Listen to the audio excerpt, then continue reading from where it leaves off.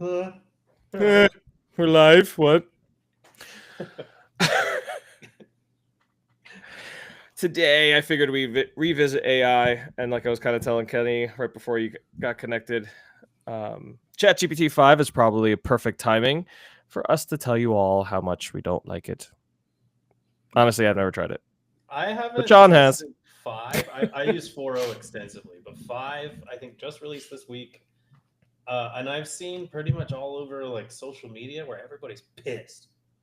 Like a lot of people are just saying like it sucks. Like it doesn't talk to you the way that it was talking to you before. It sounds more robotic. It's the results aren't as good. So I'm guessing like, is it just marketing? Like I saw one post where somebody's even saying like GPT-5 is not about actually like innovating or pushing things forward. It's more about bringing costs down for OpenAI. And I'm like, I don't know the validity of any of this. I haven't really looked into it that heavily. I just know that people are mad. I heard they're burning through cash real fast, so doesn't surprise Well, me. they tighten down the reins a lot, and so if you're one of those free users, good luck. You're probably going to talk like 5 sentences and get locked out. And even if you're a paid user like me, Gemini 2.5 Pro, billion times better, and I can give plenty of examples. But yeah, I think that's interesting. Gemini's really done a lot of leapfrogging the last few months, haven't they? normally that's the way I've been seeing it. Is a lot of the AI models leapfrog each other, Mhm. but I don't know. Normally, I was expecting something promising out of ChatGPT, and it almost feels like they went backwards. That's Interesting. disappointing. So what are Any of kind you of vibe the coding out there? yes? Yeah, right. And so any of you like me who like to vibe code as well, you'll notice a huge difference, especially between Gemini, even Llama. Llama is actually doing a better job than ChatGPT any day of the week, and it's Really? an offline model. Even the local Wow. models are doing better. That's sad. And Llama's more designed for like personal assistant stuff, right? Like it's not great at all the rest. Am I or has that changed? It's changed a bit because even Llama came out with a new model, the new 40 billion model that is phenomenal. And I do highly recommend it. If you have an NVIDIA graphics card, install it on your local PC. Now, with that said, it does need a lot of memory for it to run. And so if you have an older graphics card, it might buffer a little bit, but it'll handle you just fine. Normally one person. It's just not great for multitasking with multiple people. Okay. Interesting. Where can we find that, John? Llama.com? You know the way this works. Come on. It's called Google. It's been around for a while. LMGTFY.com. Gemini might be like, but you got me, man. What do you want that for? Yeah, go ask Gemini on how to find llama. So I guess if we're talking like just general purpose, general use, and or like commonly used, what are kind of the top tools today? Well, that's a good question. That's a good question because now the big thing is I think a lot of people out there just misuse AI. Mhm. I don't think they use it properly. I believe AI is a tool for your tool bag, and yes, it's going to make your job a lot easier. It's not meant to replace you. It's meant to make your job easier, quicker, more efficient. Those who try to replace find limitations very fast. And so um, I like to use it as an assistant. Assistants are Hmm. definitely going to be top notch right now. Nice. So officially, we'll call ChatGTP 5 a downer, or maybe we'll start a new segment where it's going to be now called. Did you hear that? Did that come through? No.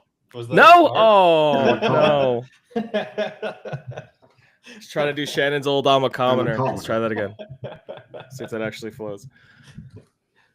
Oh, commoner. I mean, what are your guys' favorite tools? Like, not. I know for me, my favorite tool has been Notebook LM. I've been using it very heavily with comes to my own company's documentation and kind of just going through it, throwing in a like a framework or standard and like tell me where I'm covered, tell me what I'm missing, and then help, and then I can work through that list of things that are falling short and improve that documentation in any way, shape, or form. So I'm a pretty heavy ChatGPT user, but more so for like planning.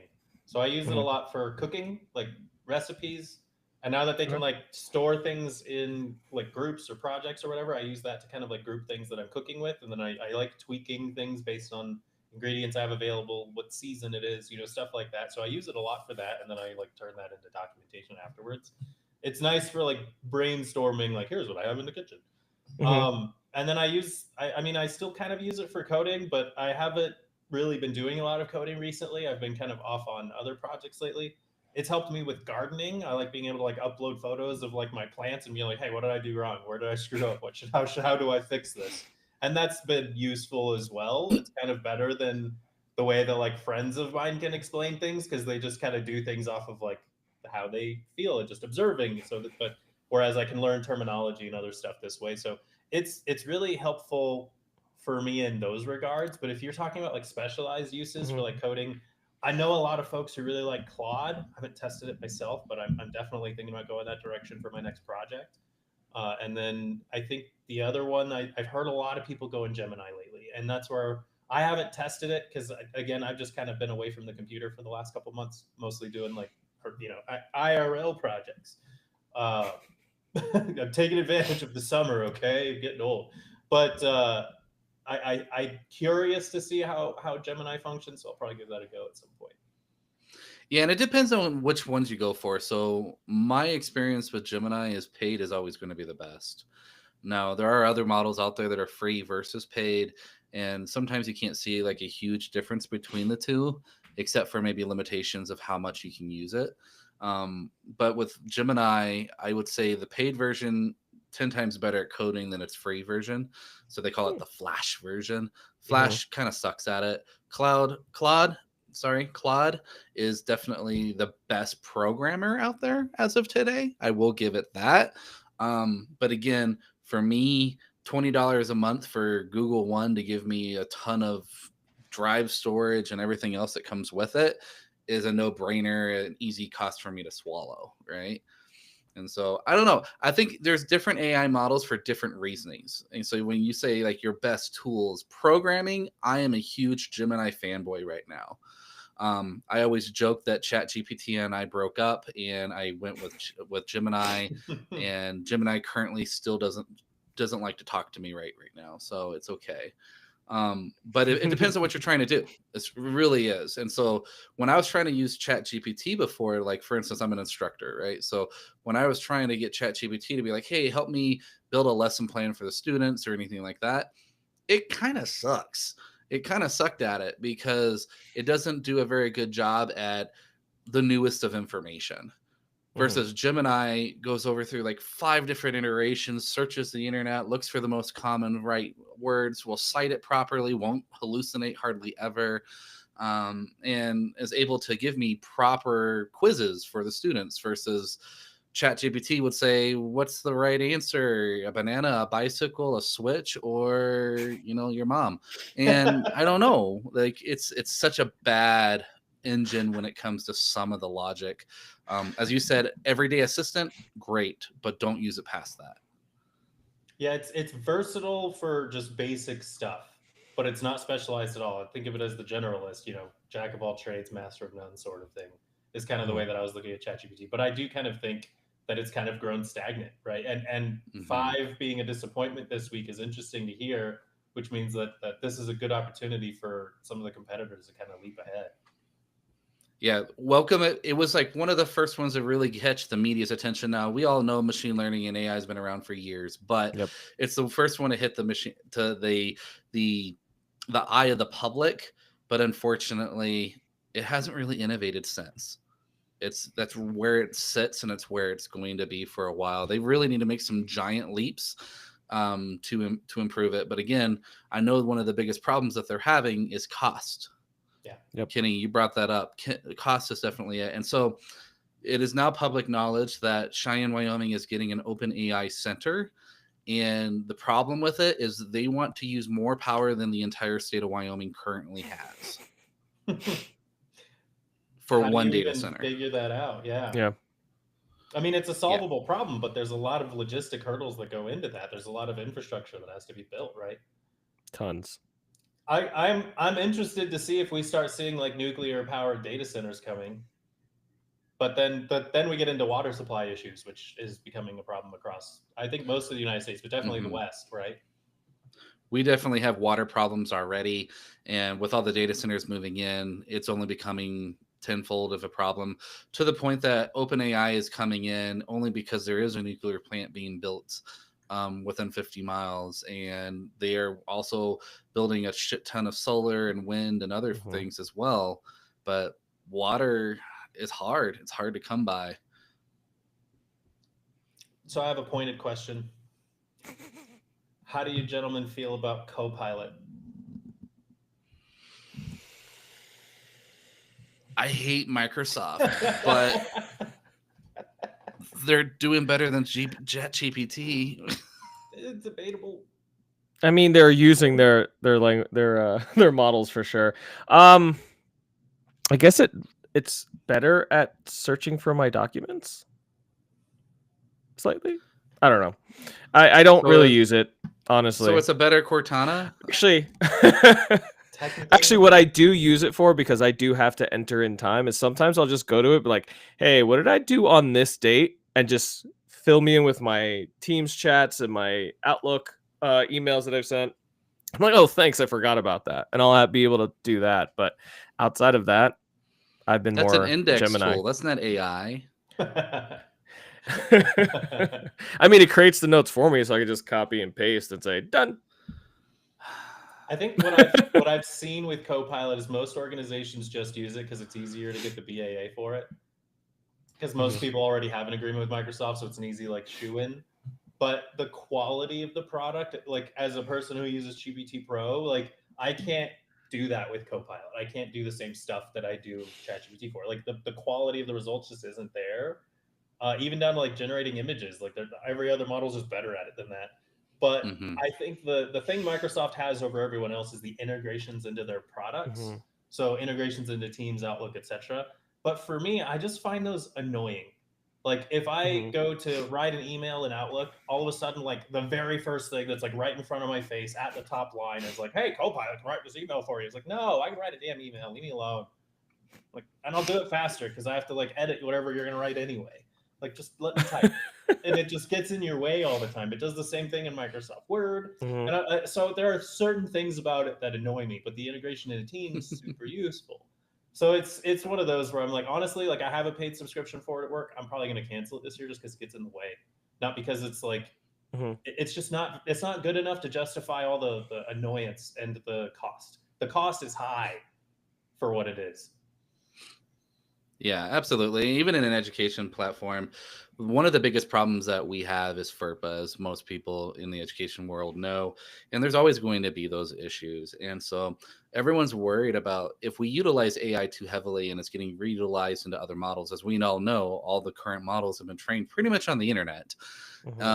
What is my data going to end up in the next model?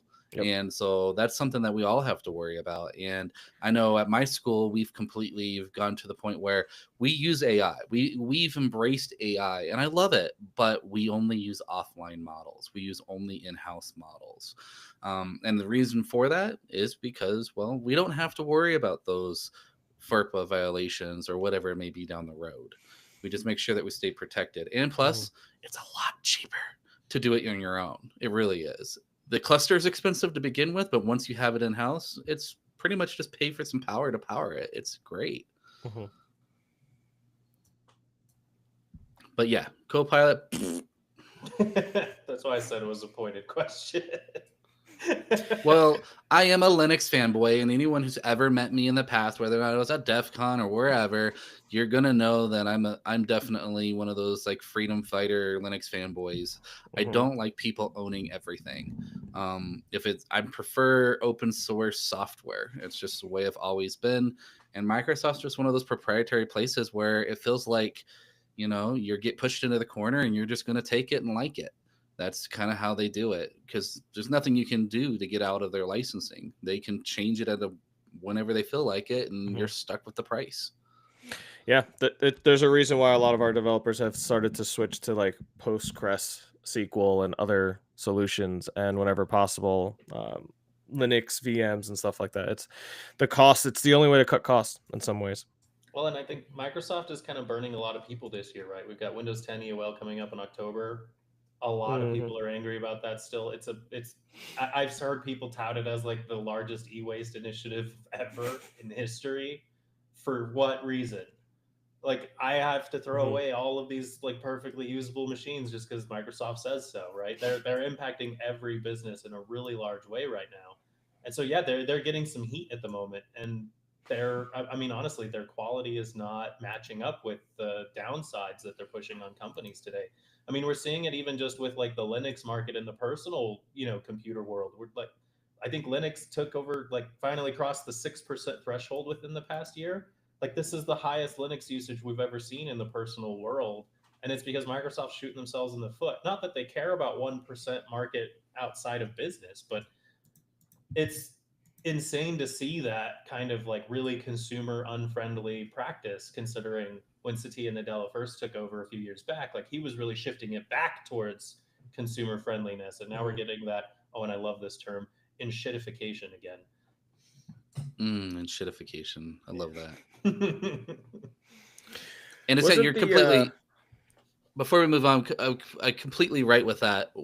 I have actually been loving this Switch, mainly because I keep getting 50, 60 laptops at a time from companies that are like, here's 16 gigs of RAM, an i7 processor, and a terabyte of hard drive. I can't run Windows on this anymore. And I'm like, bring it on. I'll put Ubuntu or Parrot OS or something on there, and I'll give them to the students. And so the students are loving it. They're getting free hardware that's actually really legit hardware, Mhm. but Microsoft just can't run them anymore. I was gonna say, wasn't the limitation like the TPM chip? Wasn't that like the reason they're like, no, you can't have 11 because you don't have like TPM 1.2? It's TPM 2.0 No. and CPUs. You also have to match like their preferred list of CPUs. It's really Yeah. frustrating. And Linux Meh. goes, you want to run it? It's fine. You got a toaster, a potato? You're fine. Let's go. It was actually funny. I have a few people who run Windows in my environment, and we're sitting in our in service day all day today, and I'm sitting there on my laptop, same laptop as them, same exact laptop, but they're running Windows, but I'm running Ubuntu. By the end of the day, I still had 65% battery life after an entire day. They were plugged in within the first 2 hours. So you tell me which operating system is more efficient. Mhm. Yeah, with all the telemetry. Ugh. Ugh. That's the other thing I'm still worried about. Like I think we briefly touched on this in our last episode, was that Microsoft or Windows recall or whatever the heck they call it. Yep. I was like, that's just like the most egregious version of the telemetry. There's still a lot more going on back there. Yep. And you can't even turn it off. Like I'm Mhm. already mad at the fact that I can't even turn off the ads that are in the start menu for businesses. Yeah, that's always annoying. I can't believe they did that. Yeah. They're making money on us. Pretty just not off of licensing too, just off of the advertisements. But yeah, with AI being integrated in damn near everything, I forgot what they were calling it. There's a term that that's going around about putting AI in everything. And I hate that AI is in everything nowadays. But it's because they're just tacking on the word AI to see if they can get a better consumer market. Yep. It's not really doing anything for you. It's just taking up CPU processing power, and you're not getting anything on the other end. So I don't know. To me, I'm like, please stop it. Like, I love AI. Mhm. I embrace AI, but just stop putting it in my word processor when I don't want it. I'm getting AI fatigue. Like I Yep. understand that it's useful. I understand that strategically it's the best thing for businesses to do right now. But God, can we shut up about it for 5 minutes, please? Yeah. No, I completely get it. Today, the first time I think Copilot showed up in my Word document, someone was like, "Hey, can you read over this document and put any input in, make markups?" And I'm going through the first thing at the top is like, "Hey, you want me to summarize?" I'm like, "Nah, I could read, dude. I'm good. I'll There's read through it." another big AI news thing that happened today is an artificial intelligence startup company called Perplexity made a really big Mm, offer for Google Chrome today. interesting. $34.5 billion. And this, I think, is coming from the government, like trying to force Google to break up a bit. Hmm. And obviously, like they're going to have to sell off Chrome at some point. But I'm not sure that I feel great about a web browser being sold to AI companies. I mean, even Firefox is getting a ton of flack for that right now. Not being bought out, but like having AI built into the browser. It's like, is this the best place? Are we sure? Yeah, not to get too political, but I feel like there's a lot of picking on Google on this side because I'm like, you could do that with almost anyone. Microsoft's been picked on before with Internet Explorer. But somehow Apple seems to have the right lobbyist in mind because no one seems to pick on them for Safari. Either that or just people realize Safari is garbage. Little column A, little column B. Mostly column B.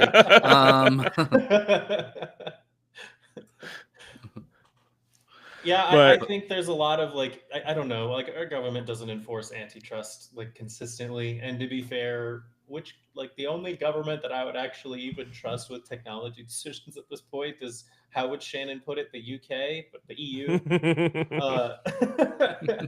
But even then, like, I'm sure there's issues with that as well. We just hear the good Yep. stuff from our side of the pond, right? Exactly. Yeah, absolutely. I'm really looking forward to seeing what AI actually does bring in the future. And yes, we're going through some growing pains right now. I think that one of the biggest things that I'm really hoping that hits the market faster than it probably will is, how do we bring some privacy laws into AI? Because right now AI is getting away with murder. They're able to do anything and everything they want for the sake of innovation. But unfortunately, for anyone who knows what their copyright material or even their intellectual property material, it's being ingested in AI models every day without your knowledge, without your consent. And it's almost impossible to prove it. It's really hard to prove it. And so until there's stricter laws on how this AI models are trained and put out there, unfortunately, we're all going to get the shaft until then. Well, and I'm not sure that's going to happen anytime soon either. Like, I think earlier this year, I think Congress, like, it was for like the big, like the big beautiful bill, had, I think, a clause in it that said like AI could not be regulated for 10 years. I don't know if that clause passed, but I remember reading about it before it was all voted on. It's something I need to follow up on, but I'm not sure I like that idea. I get it. Like, we want to have innovation and we want to give companies the freedom to innovate, but like, it's moving quickly and it's causing a lot of issues. And it, like, 10 years is a long time that could destroy complete industries, right? Multipass. Yeah. Yeah, absolutely. I mean, we're into this 2 years now, because we did our first one in season 1 about AI, and we kind of we kind of named it an intern at that level. I mean, I feel like it's maybe a fresh out still, but give it 10 years or 8 more years. I guess what do we think we'll see in 1 year? Like, obviously regulation is no, but what do we think we'll see as far as progression? Like, I think GPT-5 being a disappointment this week kind of is tempering my expectations a little bit. I think one of the things we're going to see in the next year is we're going to see even more companies taken on, and we're going to see even larger sets of layoffs, unfortunately, in the tech industry. And the main reason for it is we're doomed by our own success. That as a high performer in an industry like technology, AI just makes us even a higher performer. And now it's become the norm that companies are going to expect us to be able to be a single man shop for many reasons, because we can do it with AI. And so it's going to create a huge flooding of the market for entry level personnel, and they're not going to be able to get the experience that they need. And is it going to level set? Yes.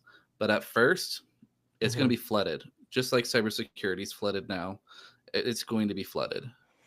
It's funny because that's always been the case with our roles. Whenever the IT company or the department's doing amazing, you don't really hear from them because they're keeping their maintenance up. They're doing everything they need to do. They start getting cuts because, like, oh, well, I haven't had to put in a ticket in like 3 months, so I'm guessing you guys don't need all this help. It's like, that's because we're doing our work.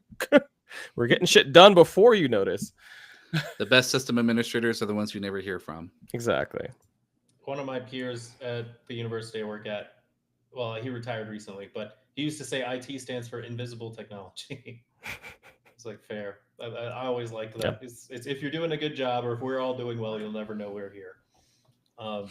So So if you haven't had a failure, break something so you have a failure for justification of your job. Got it. I'm thinking in the next year, we're going to see our first major data leak from an AI model. And I'm going to actually throw it out there and throw a random, well, not even a random, I'm going to throw a pretty bold prediction. I think it's going to be from the US federal government. And the reason for that is ChatGPT's new agreement to sell them, or OpenAI's agreement to sell them ChatGPT for $1. Mm-hmm. And I'm not confident that that model is very secure. Oh no! If it's going to be anyone, it's going to be OpenAI. Yeah. Mm-hmm. I mean, people already kind of hacked it this past week when it was just released, and they're like, "Yeah, it is not business ready at all." And I think as we see more businesses adopt, we're going to see trade secrets stolen. You know, we're going to see really, really sensitive data used inside of a model that other people are going to be able to access just by asking a question, and it's going to blow up the planet. I mean, I'm over exaggerating, but I do think we're going to get a lot of big news on that front at some point in the next year. And I'm really curious to see how we're going to even classify those types of incidents if we have zero regulation on AI privacy or anything. So I don't know how that's gonna be handled, but I'm also curious to see kind of how it affects the cyber industry. Like we were talking about using AI tools for, developing cyber attacks and also using them in cyber defense. But what about what if it's already in? There's a lot of people who have really poor cybersecurity as it is. Mm-hmm. How fast can it ravage an existing environment? If you use it in a really bad way, right? So I'm curious to see what's going to come in the next year because I think we're going to start hearing some stories. Absolutely. And so I just got back from DEF CON. DEF CON was amazing this year, as always.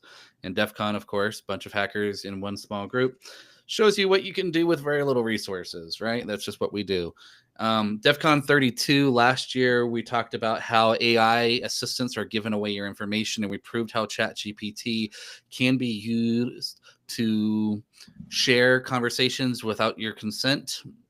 And it's very easy to do, by the way. Quick Google foo is not that hard.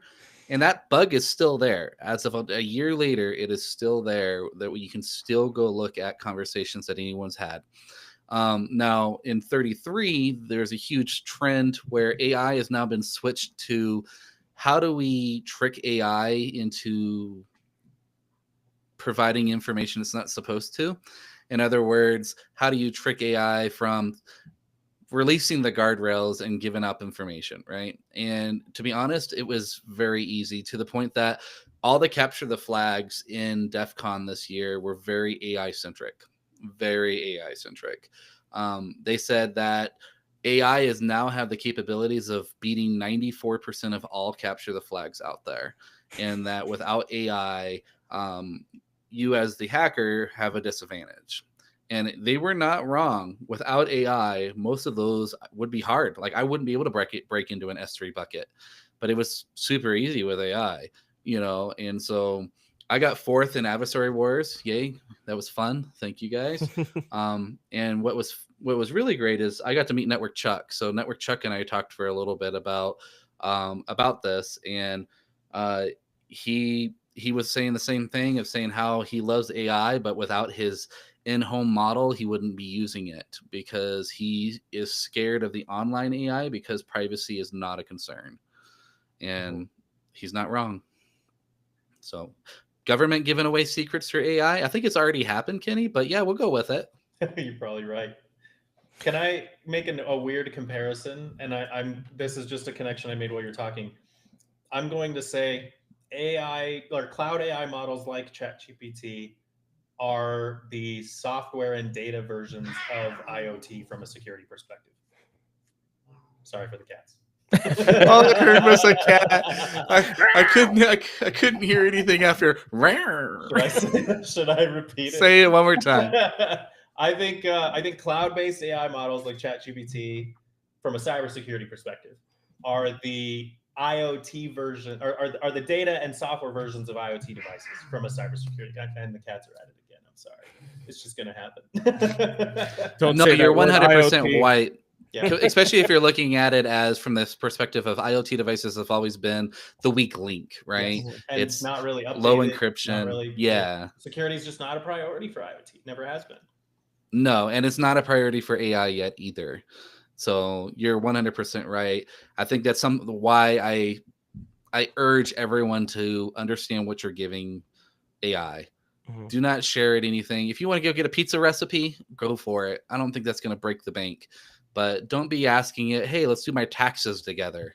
Let's don't give it personalized information. And if you are giving it personalized information, maybe just make it up. Do the same thing. Just make it up so that way it doesn't come back to you. Tokenize it is what we like to call it in the industry.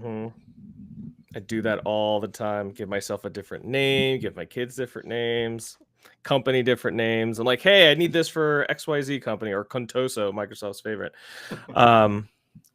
So if we went back, so let's put ourselves back like 20 years. Is a home model AI the new home lab? Do you think, like, if we were back in college, I think John's would definitely be a home home lab would definitely have an AI model with it. But what would that be the new home lab? Because I'm going to lead into something else. But for you guys, would that be your new home lab? How is it not the new home lab today? Like, never mind 20 years ago. No, I have one, but yeah, I argue with it quite often. I argue with it more than I argue with my wife. So it tells you, I think we might be married already. I don't know. But yeah, no, agreed. I think today, if someone coming into the industry, AI is part of their home lab, is part of their tool bag, right? And so, yeah, absolutely. Especially now that you can run models right on your computer, on my laptop. I have a graphics card. I can run Llama with no issues, and it acts just as fast as anything on the internet. And if you haven't done that before, anyone out there, go install Llama, just the 8 billion one, the 8B. And if you do that, you'll be surprised on how much that you can do without the internet, with no internet access. That's nuts. So where I was leading with this, because I know we're kind of shitting on AI quite a bit here today. But one of the things I don't think we're shitting on AI. Don't you go there. I don't think that's what we're doing. I don't know. It stinks in here a little bit.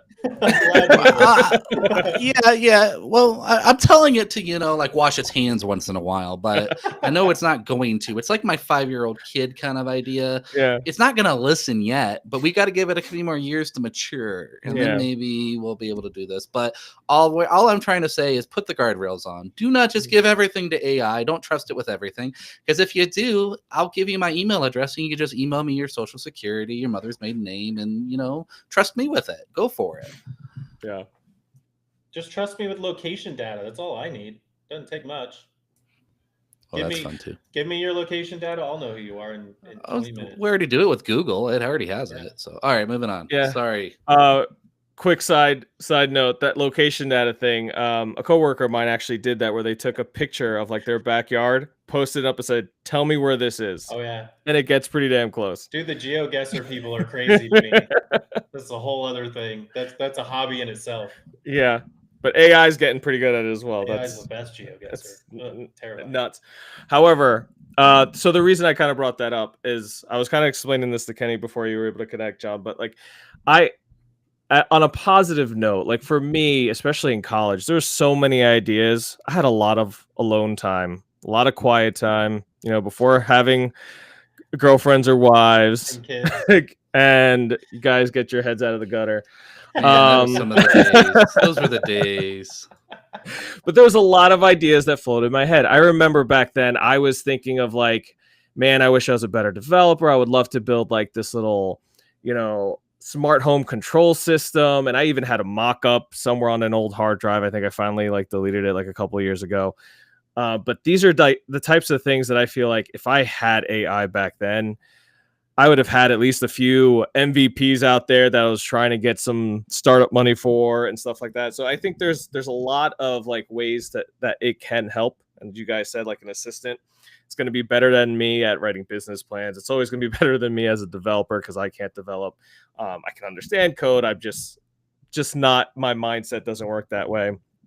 But I think there's a lot of potential, especially for young guys that are or girls that are looking to create something, to take it and really run with it, at least to the point where you can maybe get some funding somewhere and kind of really take an idea to, a usable concept. I think you're going to find a lot of more, I call it one-man shops, right? Yeah. And I don't mean that gender specific, and it's just one person shops for sure. Because you see all these video games that are now coming out. It was like, this was developed by one person, really? And to be honest, without vibe coding, I don't think most of the stuff you see today would be coming out that quickly. And so it's going to change the industry. To be an app developer, you're like, really? Yeah, so's my grandma. Not really a big deal. You're a programmer? Oh, okay, cool. So's Gemini. It's like, all I have to do is tell it what I want and it gives it to me. It's just going to change our industry completely. And so does that mean we're going to lose jobs? No, it just means we're pivoting. We are pivoting to a brand new era of IT where robotics and AI and machine learning is going to be the forefront, and everything is going to be with it still. It's just we're going to be a lot more efficient with it. So unfortunately, it's one of those nuances that I wish AI would do my dishes and my laundry so I can do more art. But right now it's doing the backwards thing, right? It's doing the art and I still got to do my laundry. Yep. So hopefully one day we get the whole Star Trek era of society where we can go do what we want and better humanity and have some artificial intelligence to help us with it. And not Terminator, like more the Star Trek side. I will say, Josh, to your point about like basically proof of concept, rapid prototyping, right? AI really makes that more rapid, more accessible, easier. No longer does someone with an idea have to go and find an engineer, right? Just to be able to get a proof of concept. Although, going back to the cybersecurity topic, usually you want to keep those things a secret. So going back to like local AI models, those are the best for that. But I guarantee most people who are looking at proof of concept and prototyping aren't going to be doing that. So that's where I'm like, how many of these ideas are going to end up being fed into these massive machines? And then you're going to have a juggernaut that likes to just destroy small business and startups like Amazon. How many are those, like, how many of these secrets are going to end up being used against the people who are trying to like get started? So, I mean, that's just the skeptic in me. But at the same point, like on the bright side, yes, it's going to make innovation prototype, not even going to, it already is making innovation prototyping, all of that much faster, easier to kind of get something going. Because at the end of the day, when you're doing a startup company, you need a prototype to convince investors so you can actually go and build it. And that makes that possible way faster. Absolutely. Way faster. Yeah, I'm working on a new NSF grant right now. And yes, with the current administration, there are still grants. It's surprising. But I actually have a tool right now that will generate you an entire course from the ground up. That means textbooks, quizzes, drag and drops, labs, everything using AI. To the point that we are now able to create full course curriculum in hours, and not days, hours. And a single person can come out with a brand new class. We've got a whole semester worth of curriculum, which is scaring the education industry a lot. Trust me, it is. Because what are we there for if AI can do our job? And so I don't think it's going to be an overnight process where it's just going to go away. But it's definitely, again, it's going to change the face of everything. You're there to teach critical thinking, I hope, because a lot of people are losing that. Unfortunately, the No Child Left Behind has created some other problems, but that's a whole different cast to talk about. We could go deep on education issues. Nobody wants to hear it. No, it's okay. Not from us, that's for sure. But yes, AI is one of those things to embrace, not to be afraid of. And if you are afraid of it, please don't be afraid of it. Please embrace it, because I always tell people, in order to be in the forefront of society and your career and moving on, you do need to ensure that you embrace technology. You're going to be the guy that's going to be like, yes, I can bring you AI, I can do this. And when the ones who can't are the ones that are going to be left behind, as AKA they're the ones that are going to be laid off. And so please don't be scared of it. Don't be scared. And as AI would tell you, like and subscribe.